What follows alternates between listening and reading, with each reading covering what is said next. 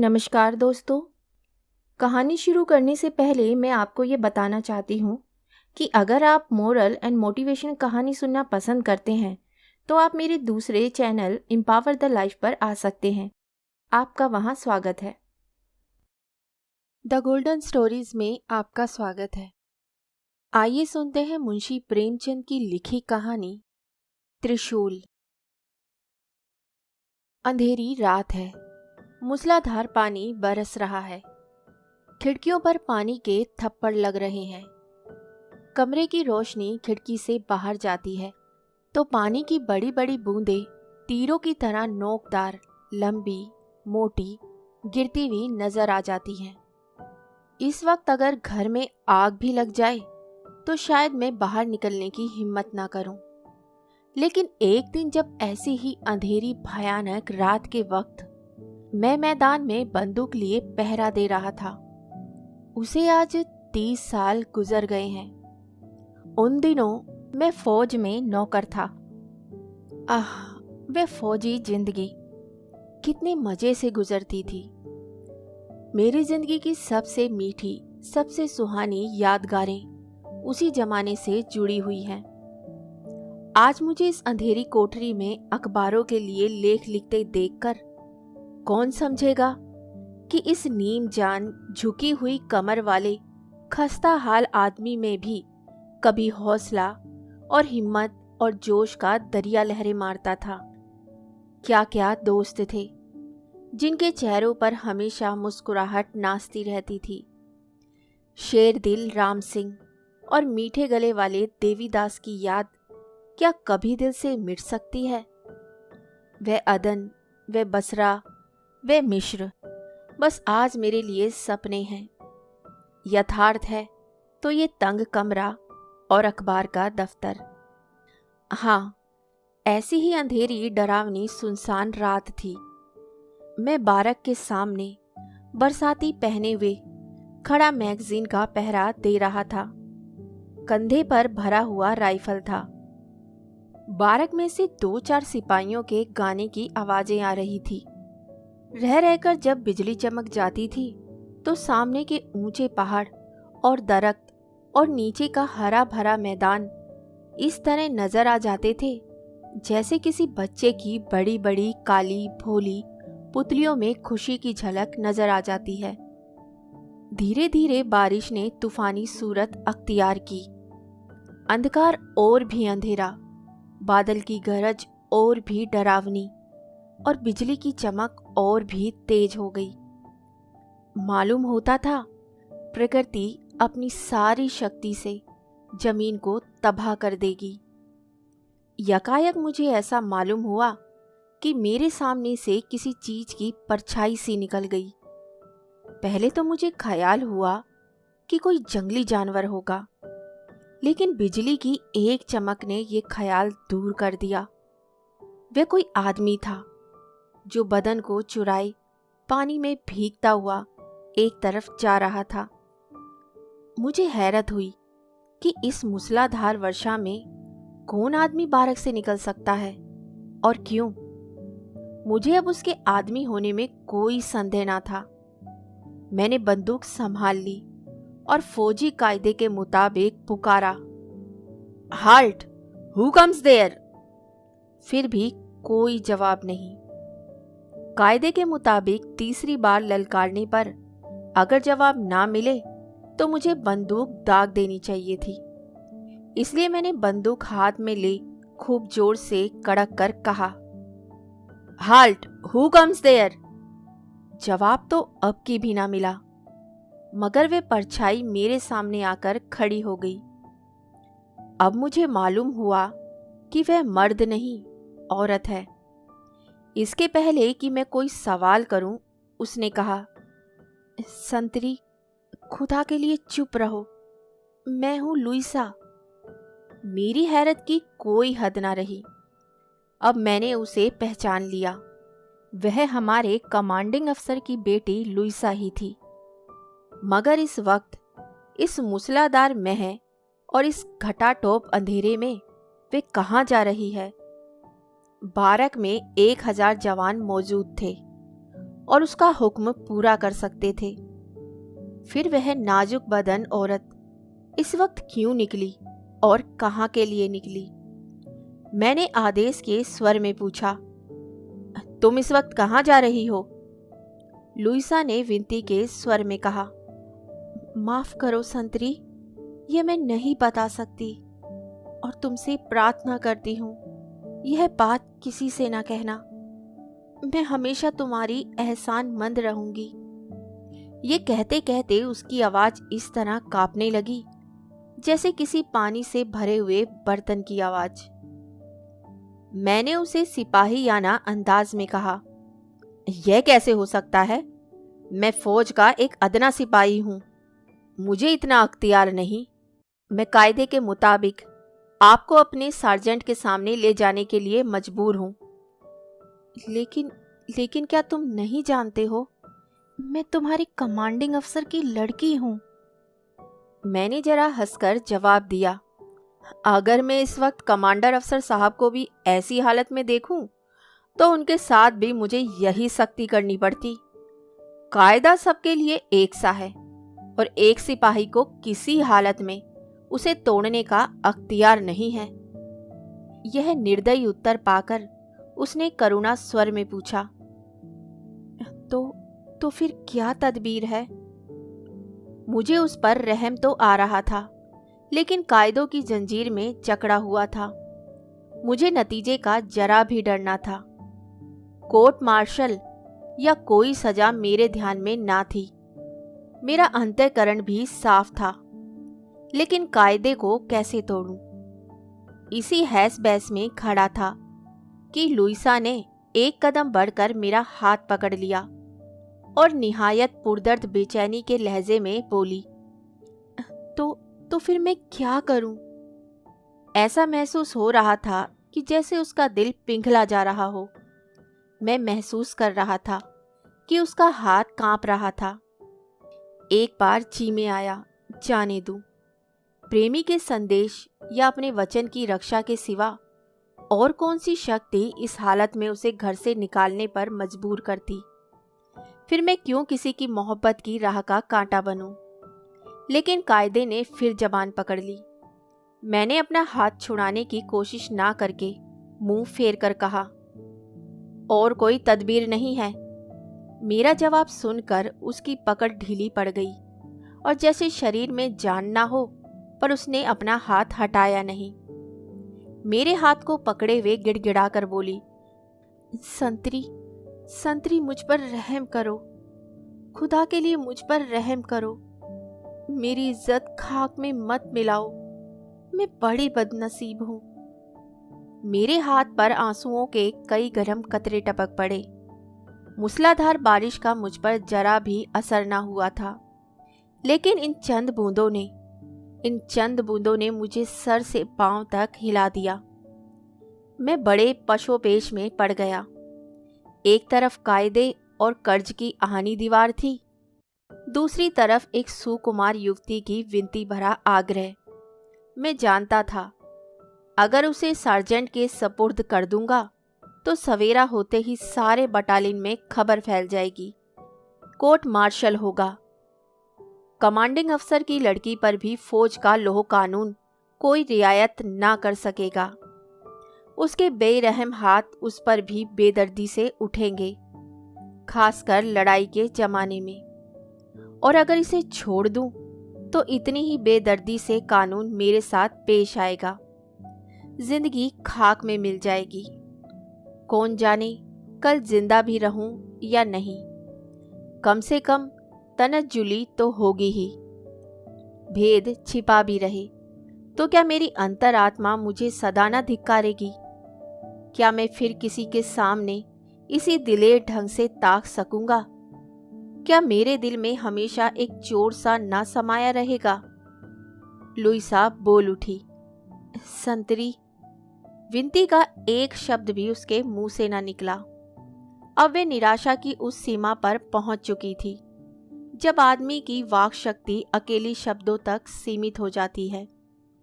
मैंने सहानुभूति के स्वर में कहा, बड़ा मुश्किल का मामला है। संतरी, संतरी, मेरी इज्जत बचा लो। मेरे सामर्थ्य में जो कुछ है मैं तुम्हारे लिए करने को तैयार हूँ। मैंने स्वाभिमान पूर्वक कहा। मिस लुइसा, मुझे लालच न दीजिए। मैं लालची नहीं हूँ। मैं सिर्फ इसलिए मजबूर हूँ कि फौजी कानून को तोड़ना एक सिपाही के लिए दुनिया में सबसे बड़ा जुर्म है। क्या क्या एक लड़की के सम्मान की रक्षा करना नैतिक कानून नहीं है? क्या फौजी कानून नैतिक कानून से भी बड़ा है? लुइसा ने जरा जोश में भरकर कहा। इस सवाल का मेरे पास क्या जवाब था? मुझसे कोई जवाब ना बन पड़ा। फौजी कानून अस्थायी, परिवर्तनशील होता है, परिवेश के अधीन होता है। नैतिक कानून अटल और सनातन होता है, परिवेश से ऊपर। मैंने कायल होकर कहा, जाओ जाओ मिस लुइसा, तुम अब आजाद हो। तुमने मुझे लाजवाब कर दिया। मैं फौजी कानून तोड़कर इस नैतिक कर्तव्य को पूरा करूंगा। मगर तुमसे केवल यही प्रार्थना है कि आगे फिर कभी किसी सिपाही को नैतिक कर्तव्य का उपदेश ना देना, क्योंकि फौजी कानून है। फौज किसी नैतिक, आत्मिक या ईश्वरीय कानून की परवाह नहीं करता। लुइसा ने फिर मेरा हाथ पकड़ लिया और एहसान के डूबे हुए लहजे में बोली, संतरी, भगवान तुम्हें इसका फल दे। मगर फौरन उसे संदेह हुआ कि शायद ये सिपाही आइंदा किसी मौके पर यह भेद ना खोल दे। इसलिए अपनी ओर भी इत्मीनान के ख्याल से उसने कहा, मेरी आबरू अब तुम्हारे हाथ में है।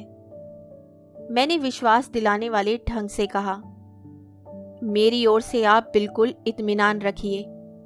कभी किसी से नहीं कहोगे ना? कभी नहीं। हाँ, जीते जी कभी नहीं। हाँ, अब मुझे इत्मीनान हो गया संतरी। लुइसा तुम्हारी इस नेकी और एहसान को मौत की गोद में जाते वक्त भी न भूलेगी। तुम जहाँ रहोगे, तुम्हारी ये बहन तुम्हारे लिए भगवान से प्रार्थना करती रहेगी। जिस वक्त तुम्हें कभी जरूरत हो, मेरी याद करना।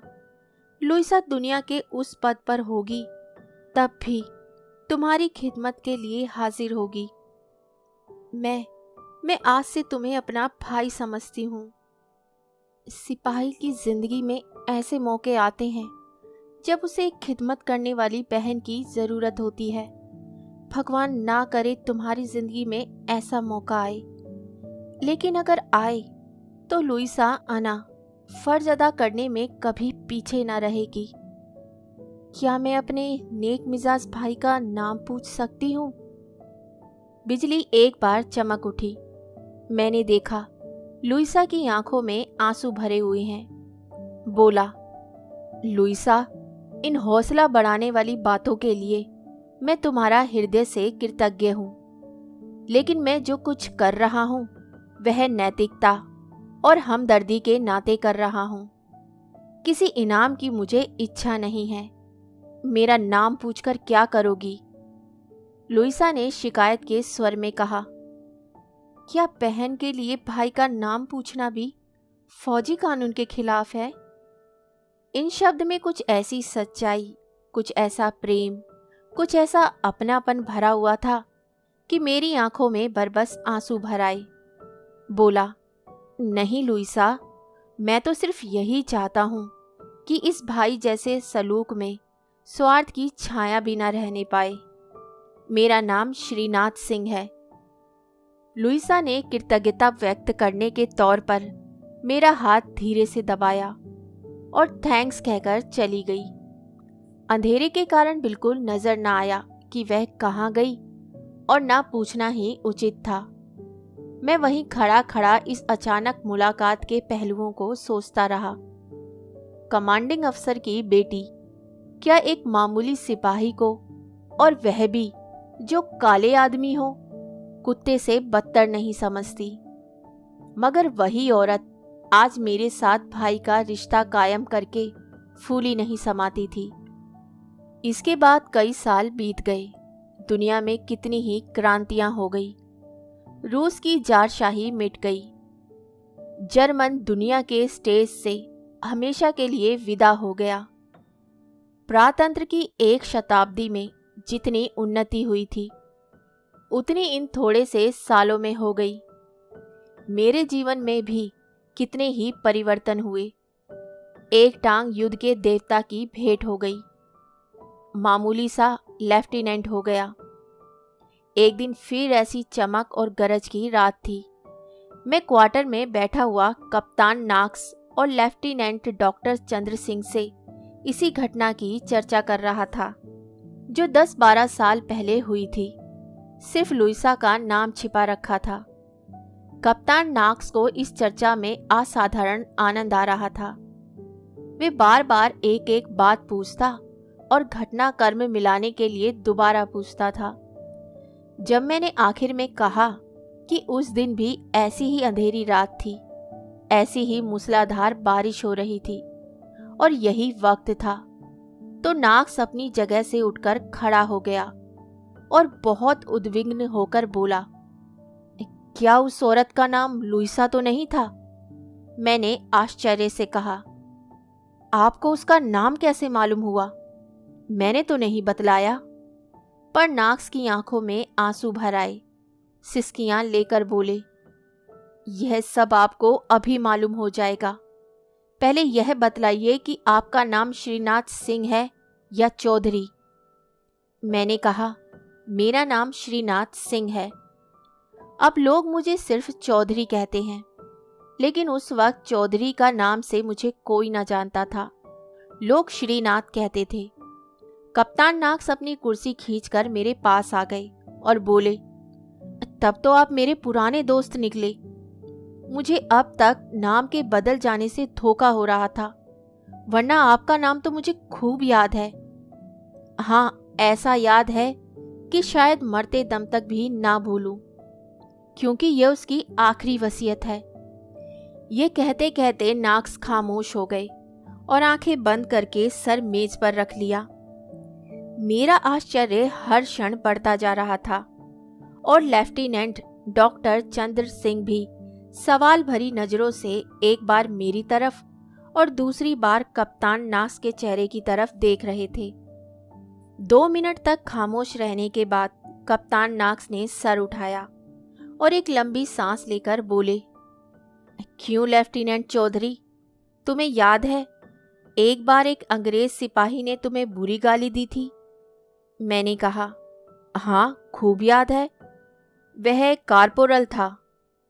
मैंने उसकी शिकायत कर दी थी और उसका कोर्ट मार्शल हुआ था।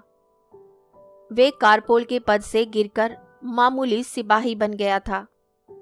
हाँ, उसका नाम भी याद आ गया, क्रिप या क्रुप कप्तान।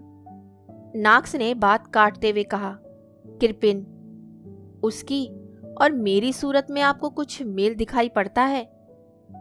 मैं ही वह क्रिपिन हूं। मेरा नाम ही नाक्स है, क्रिपिन नाक्स। जिस तरह उन दिनों आपको लोग श्रीनाथ कहते थे, उसी तरह मुझे भी क्रिपिन कहा करते थे। अब जो मैंने गौर से नाक्स की तरफ देखा तो पहचान गया। बेशक वह क्रिपिन ही था। मैं आश्चर्य से उसकी ओर ताकने लगा। लुइसा से उसका क्या संबंध हो सकता है? यह मेरी समझ में उस वक्त भी ना आया। कप्तान नाक्स बोले, आज मुझे सारी कहानी कहनी पड़ेगी।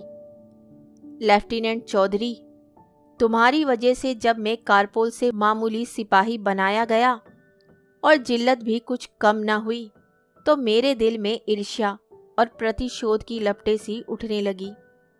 मैं हमेशा इस फिक्र में रहता था कि किस तरह तुम्हें जलील करूं और किस तरह अपनी जिल्लत का बदला लूं।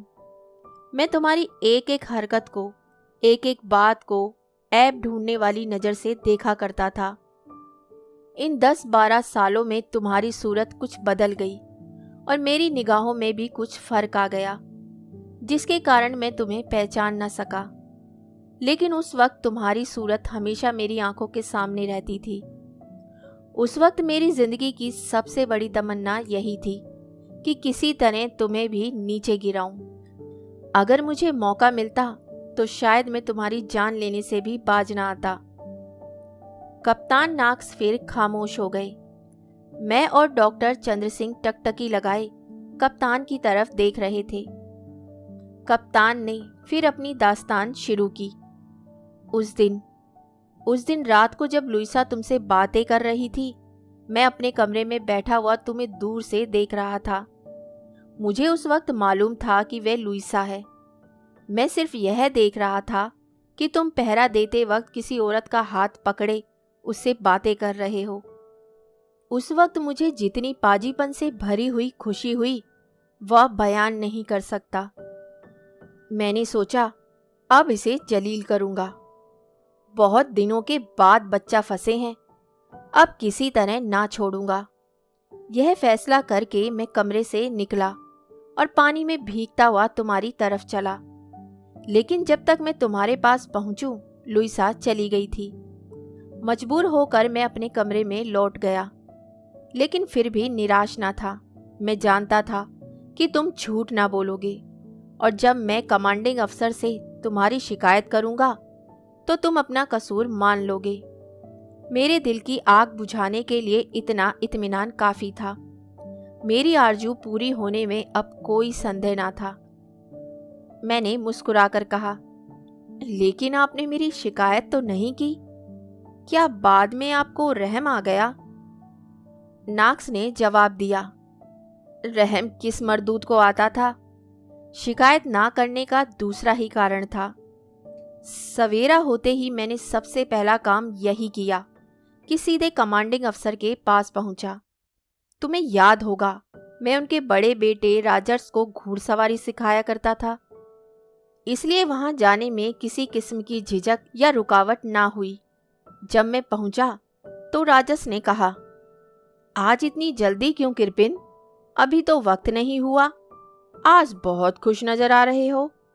मैंने कुर्सी पर बैठते हुए कहा, हाँ हाँ मालूम है, मगर तुमने उसे गाली दी थी। मैंने किसी कदर झेपते हुए कहा, मैंने गाली नहीं दी थी, सिर्फ ब्लडी कहा था। सिपाहियों में इस तरह की बदजबानी एक आम बात है, मगर एक राजपूत ने मेरी शिकायत कर दी थी। आज मैंने उसे एक संगीन जुर्म में पकड़ लिया है। खुदा ने चाहा तो कल उसका भी कोर्ट मार्शल होगा।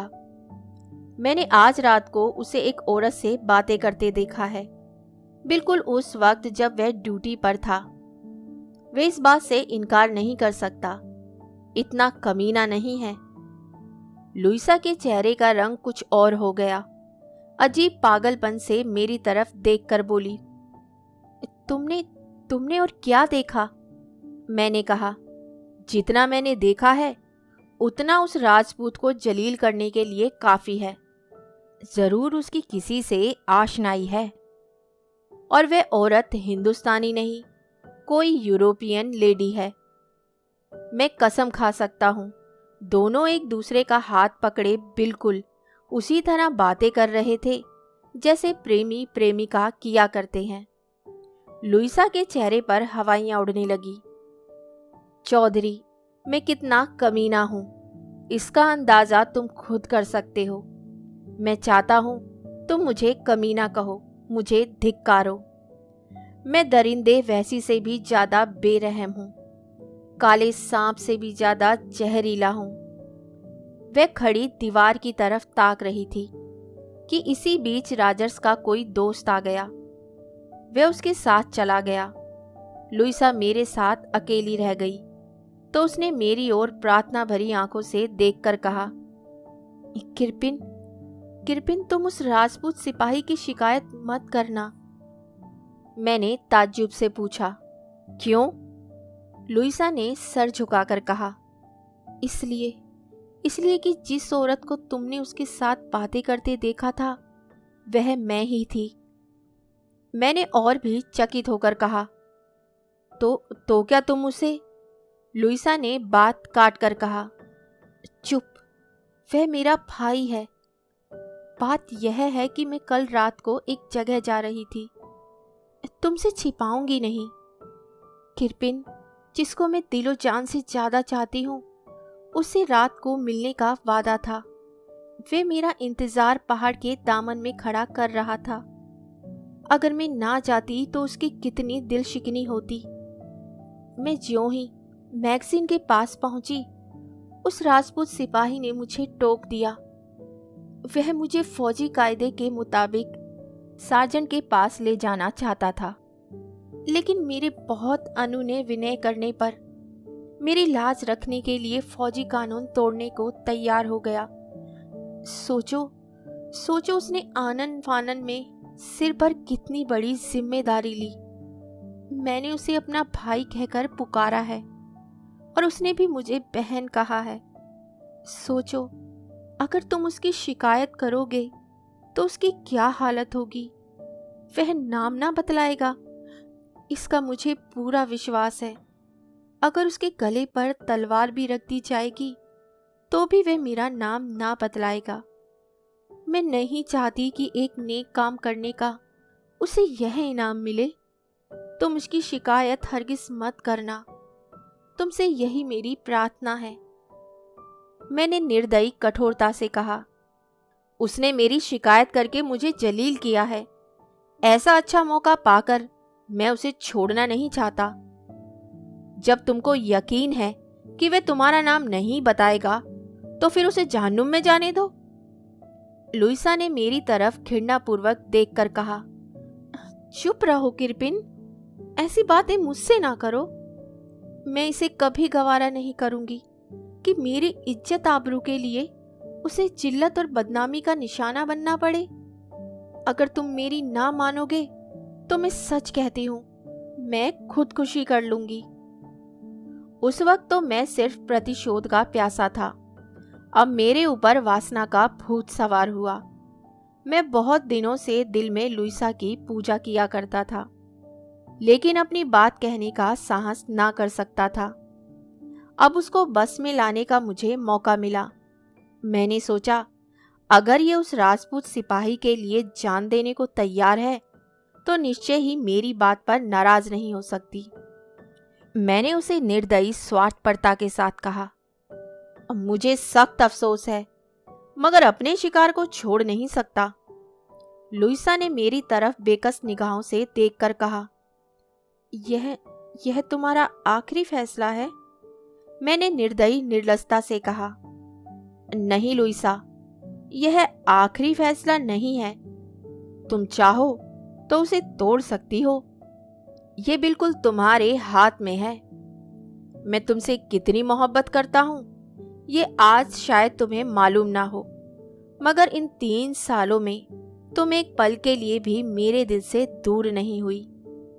अगर तुम मेरी तरफ से अपने दिल को नर्म कर लो, मेरी मोहब्बत की कद्र करो, तो मैं सब कुछ करने को तैयार हूं। मैं आज एक मामूली सिपाही हूं और मेरे मुंह से मोहब्बत का निमंत्रण पाकर शायद तुम दिल में हंसती होगी, लेकिन एक दिन मैं भी कप्तान हो जाऊंगा और तब शायद हमारे बीच इतनी बड़ी खाई ना रहेगी।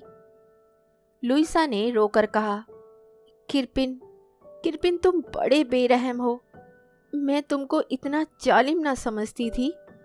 खुदा ने क्यों तुम्हें इतना संगदिल बनाया? क्या तुम्हें एक बेकस औरत पर जरा भी रहम नहीं आता? मैं उसकी बेचारगी पर दिल में खुश होकर बोला, जो खुद संगदिल हो उसे दूसरों की संगदिली की शिकायत करने का क्या हक है? लुइसा ने गंभीर स्वर में कहा, मैं बेरहम नहीं हूं किरपिन। खुदा के लिए इंसाफ करो। मेरा दिल दूसरे का हो चुका। मैं उसके बगैर जिंदा नहीं रह सकती और शायद वह भी मेरे बगैर जिंदा ना रहे। मैं अपनी बात रखने के लिए, अपने ऊपर नेकी करने वाले एक आदमी की आबरू बचाने के लिए, अपने ऊपर जबरदस्ती करके अगर तुमसे शादी कर भी लूं तो नतीजा क्या होगा? जोर जबरदस्ती से मोहब्बत नहीं पैदा होती किरपिन। मैं कभी तुमसे मोहब्बत ना करूंगी। दोस्तों, बेशर्मी और बेहयाई का पर्दाफाश करते हुए मेरे दिल को बड़ी सख्त तकलीफ हो रही है। उस वक्त वासना ने इतना अंधा बना दिया था कि मेरे कानों पर जूं तक ना रेंगी। बोला, ऐसा मत ख्याल करो लुइसा, मोहब्बत अपना अपना असर जरूर पैदा करती है। तुम इस वक्त मुझे ना चाहो, लेकिन बहुत दिन ना गुजर पाएंगे कि मेरी मोहब्बत रंग लाएगी। तुम मुझे स्वार्थी और कमीना समझ रही हो। समझो, प्रेम स्वार्थी होता ही है, शायद वह कमीना भी होता है, लेकिन मुझे विश्वास है कि यह नफरत और बेरुखी बहुत दिनों तक ना रहेगी। मैं अपने जानी दुश्मन को छोड़ने के लिए ज्यादा से ज्यादा कीमत लूंगा, जो मिल सके। लुइसा 15 मिनट तक भीषण मानसिक यातना की हालत में खड़ी रही। जब उसकी याद आती है तो जी चाहता है गले में छुरी मार लूं। आखिर उसने आंसू भरी निगाहों से मेरी तरफ देखकर कहा, अच्छी बात है किरपिन, अगर तुम्हारी यह इच्छा है तो यही सही। तुम बस जाओ, मुझे खूब जी भरकर रो लेने दो। ये कहते कहते कप्तान नाक्स फूट फूट कर रोने लगे। मैंने कहा, अगर आपको यह दर्द भरी दास्तान कहने में दुख हो रहा है तो जाने दीजिए। कप्तान ने गला साफ करके कहा, नहीं भाई। मैं उसके पास जाता और उसके दिल से अपने प्रतिद्वंदी के ख्याल को मिटाने की कोशिश करता। वह मुझे देखते ही कमरे से बाहर निकल आती, खुश होकर बातें करती, यहाँ तक कि मैं समझने लगा कि उसे मुझसे प्यार हो गया है। इसी बीच यूरोपियन लड़ाई छिड़ गई। हम और तुम दोनों लड़ाई पर चले गए। तुम फ्रांस गए, मैं कमांडिंग अफसर के साथ मिस्र गया। लुइसा अपने चचा के साथ यहीं रह गई। राजर्स भी उसके साथ रह गया। 3 साल तक मैं लाम में रहा। लुइसा के पास से बराबर खत आते रहे। मैं तरक्की पाकर लेफ्टिनेंट हो गया और कमांडिंग अफसर कुछ दिन और जिंदा रहते तो जरूर कप्तान हो जाता। मगर मेरी बदनसीबी से वे एक लड़ाई में मारे गए। आप लोगों को उस लड़ाई का हाल मालूम ही है। उनके मरने के 1 महीने बाद मैं छुट्टी लेकर घर लौटा। लुइसा अब भी अपने चचा के साथ ही थी, मगर अफसोस, अब ना वह हुस्न था और ना वह जिंदा दिली। घुलकर कांटा हो गई थी। उस वक्त मुझे उसकी हालत देखकर बहुत रंज हुआ। मुझे अब मालूम हो गया कि उसकी मोहब्बत कितनी सच्ची और कितनी गहरी थी। मुझसे शादी का वादा करके भी वे अपनी भावनाओं पर विजय ना पा सकी थी। शायद इसी गम में कुड़ कर उसकी यह हालत हो गई थी।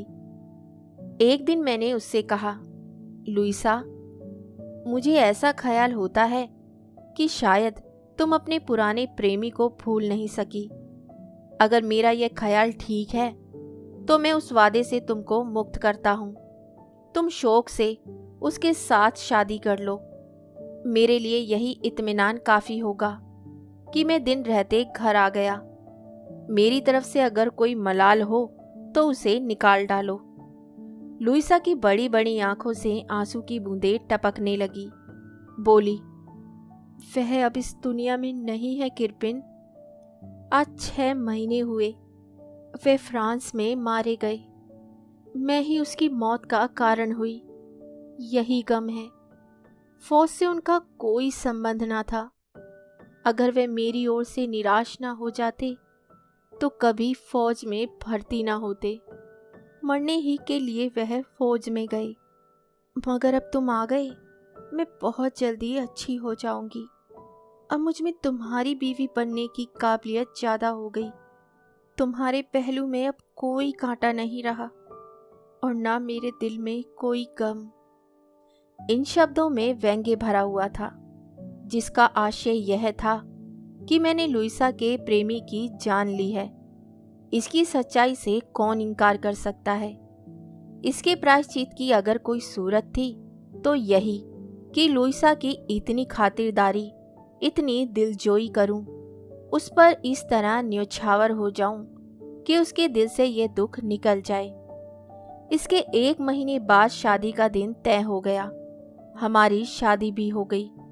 हम दोनों घर आए, दोस्तों की दावत हुई, शराब के दौर चले।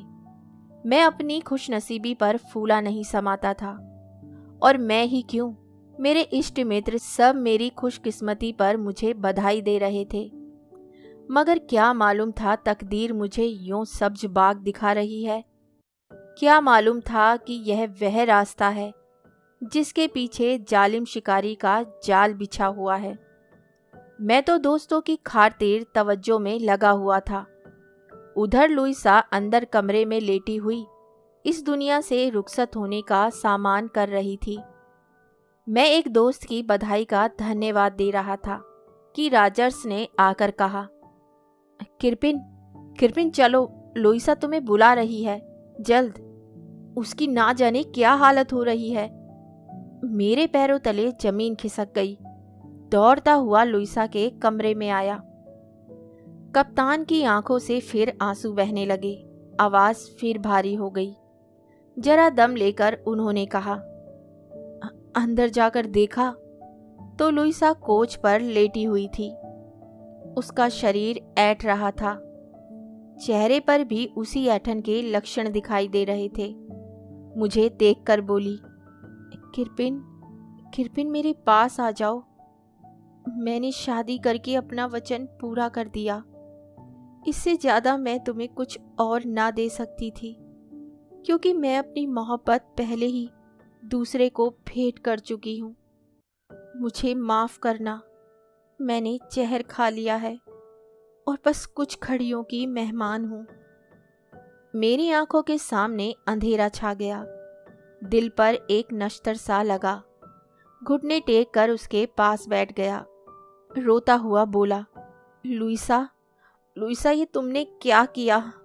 हाय, क्या तुम मुझे दाग देकर चली जाओगी? क्या अब कोई तदबीर नहीं है? फौरन दौड़कर एक डॉक्टर के मकान पर गया, मगर जब तक उसे साथ लेकर आऊं, मेरी वफा की देवी सच्ची लुइसा हमेशा के लिए मुझसे जुदा हो गई। सिर्फ उसके सिराने एक छोटा सा पुर्जा पड़ा हुआ था, जिस पर उसने लिखा था, अगर तुम्हें मेरा भाई श्रीनाथ नजर आए तो उससे कह देना। लुइसा मरते वक्त भी उसका एहसान नहीं भूली। ये कहकर कप्तान ने अपनी वास्केट की जेब से एक मखमली डिबिया निकाली और उसमें से कागज का एक पुर्जा निकालकर दिखाते हुए कहा, चौधरी, यही मेरे उस अस्थायी सौभाग्य की स्मृति है जिसे आज तक मैंने जान से ज्यादा संभाल कर रखा है। आज तुमसे परिचय हो गया। यह अमानत तुम्हारे सुपुर्द करता हूँ। अब अगर तुम्हारे जी में आए तो मुझे गोली मार दो, क्योंकि उस स्वर्गिक जीव का हत्यारा मैं हूँ। ये कहते कहते कप्तान फैलकर कुर्सी पर लेट गए। हम दोनों ही की आंखों में आंसू जारी थे, मगर जल्द ही हमें अपने तात्कालिक कर्तव्य की याद आ गई। कप्तान को सांत्वना देने के लिए मैं कुर्सी से उठकर उनके पास गया, मगर उनका हाथ पकड़ते ही मेरे शरीर में कपकपी सी आ गई। हाथ ठंडा था, ऐसा ठंडा जैसे आखिर घड़ियों में होता है। मैंने घबराकर उनके चेहरे की तरफ देखा और डॉक्टर चंद्र को पुकारा। डॉक्टर साहब ने फौरन आकर उनकी छाती पर हाथ रखा और दर्द भरे लहजे में बोले, दिल की धड़कन बंद हो गई है। उसी समय वही बिजली कड़क उठी, कड़ कड़ कड़। कहानी सुनने के लिए धन्यवाद। तो इसी के साथ मैं आपसे विदा लेती हूँ और कल फिर मिलती हूँ एक नई कहानी के साथ। तब तक के लिए अलविदा।